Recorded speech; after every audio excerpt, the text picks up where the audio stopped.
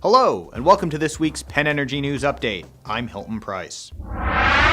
GE Oil and Gas has signed an $84 million agreement with Pemex Exploration and Production. The contract is for the supply and installation of subsea wellheads for Pemex's deepwater and ultra-deepwater drilling projects in the Gulf of Mexico. This marks GE's largest agreement with Pemex for the supply of subsea high-capacity wellheads. GE's president of Oil and Gas Latin America says the project is part of the company's increasing strategy in Mexico. India's oil minister announced the possibility of an oil and gas block auction this fiscal year. Government officials said as many as 68 oil and gas exploration blocks may be up for grabs in the auction. If that is the case, it will be the second highest offering of blocks since the country's 1999 auction. There are 25 deepwater, 20 shallow water, and 23 on-land blocks being considered for the auction.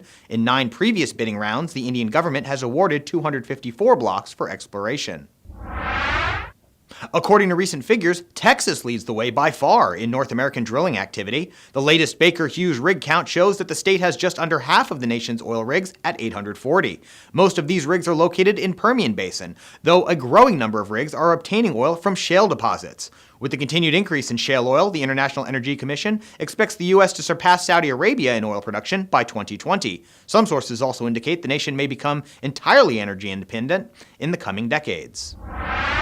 The licensed partners of Gulfax and Osberg offshore fields have acquired 2 new Category J jackup rigs. The rigs will be owned by the licenses and will contribute to increased recovery and extended field life. The operations contract is for an initial period of 8 years, with the option to extend by 4 by 3 years. Both Gulfax and Osberg have a long-term rig demand, and it is assumed that the new rigs will operate at these fields for a long period.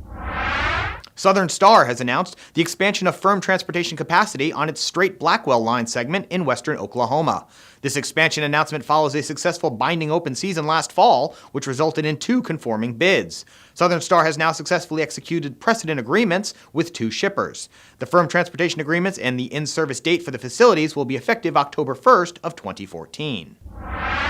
Thank you for joining us this week. For these stories and many more, head to PennEnergy.com.